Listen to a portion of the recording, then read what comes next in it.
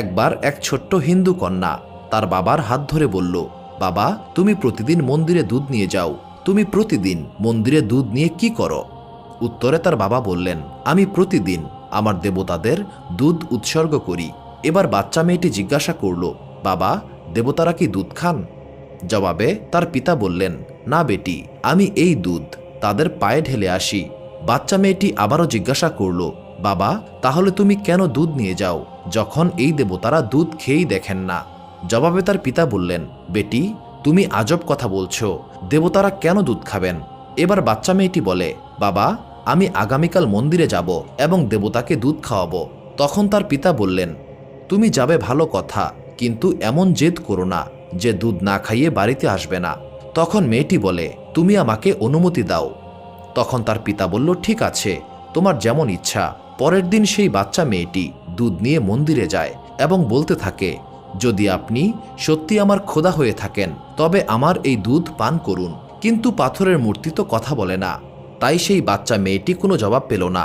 এবার সেই বাচ্চা মেয়েটি কান্না ভেজা চোখে বলতে থাকে, আমি ততক্ষণ পর্যন্ত ঘরে যাব না যতক্ষণ না পর্যন্ত আপনি এই দুধ পান করবেন।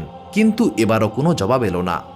বাচ্চা মেয়েটি কান্না করতেই থাকে এবং বলতে থাকে, আজকে যদি আপনি দুধ পান না করেন তাহলে আমি আপনার পায়ে আমার জীবন দিয়ে দেব।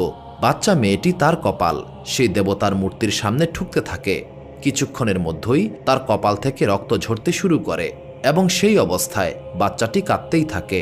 আচমকাই সেখানে একজন বুজুর্গের আগমন ঘটে।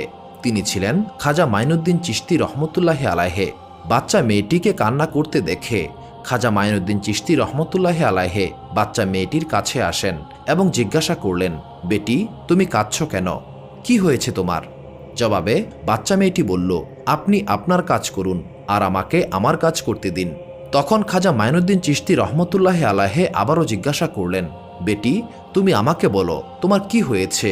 এবার বাচ্চা মেয়েটি বলল, দেখুন, এই পাথরের মূর্তি আমার দেবতা।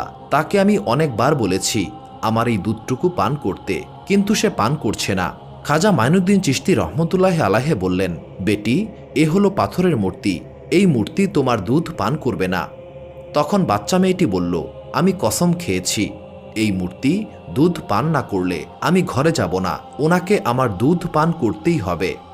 যদি উনি আমার দুধ পান না করেন তবে আমি আমার জীবন দিয়ে দেব। এই কথা শুনে খাজা মাইনুদ্দিন চিশতি রহমতুল্লাহি আলাইহে বললেন, ঠিক আছে বেটি, এটা তোমার সিদ্ধান্ত।